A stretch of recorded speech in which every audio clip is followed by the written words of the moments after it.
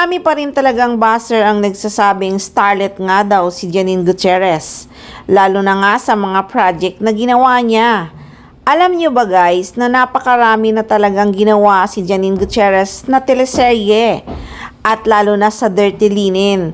Si Janine at Sandro Marudo ang bida doon. Sa Babae at Baril, si Janine din ang bida at talagang pinasikat ng aktres ang pelikulang yon, at dun nga siya nanalong Best Actress.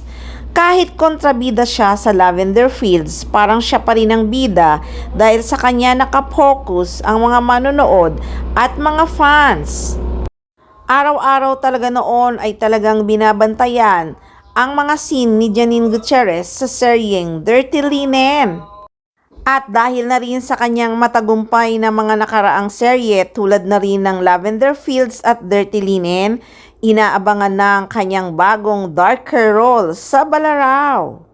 At siya ang bida sa upcoming horror thriller film ng Netflix na pinamagatan ngang Balaraw, kasama sina Charlie Dizon at Agot Isidro na nakatakdang ipalabas sa September 24, 2026.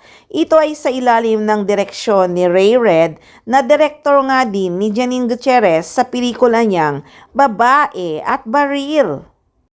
Kaya sa mga nagsasabing starlet si Janine Gutierrez, kaya pala bawat post ng actress trending. Lalo na pagganap nila ni Echo, talaga namang nagkakagulong mga netizens, pati mga fans. Kasama na dyan ang mga buzzer ni Janine Gutierrez. So, maiba tayo guys. May pinupost nga si Janine Gutierrez sa kanyang social media account. This last few days, medyo nakikurious sa mga fans ano nga kaya ang pinagkakaabalahan ngayon ni Janine. Una kasi yung first day shoot niya this year. Ang dami tuloy tanong ng mga fans na medyo na-excite nga ano nga kaya ang ginagawa ngayon ni Janine Gutierrez. At nag-post din ang aktres na nasa eroplano siya. Mag-isa nga lang siyang bumiyahe, hindi niya kasama si Echo. Kasunod nun yung video na nasa tabing dagat na napapaligiran ng malalaking building. Nasa Hong Kong daw ang aktres. So, pumuntang mag-isa si Janine Gutierrez sa Hong Kong. Why oh why? Napapaisip na naman tuloy ang mga fans. Ano bang pinagkakabalahan ng aktres sa kasalukuyan? Hindi din kasama si Echo.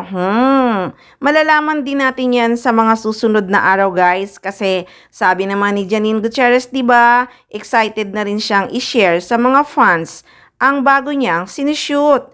Importante, may pinagkakabisihan na naman si Janine at sure naman yan, isi-share din niya yan sa SOCMED soon.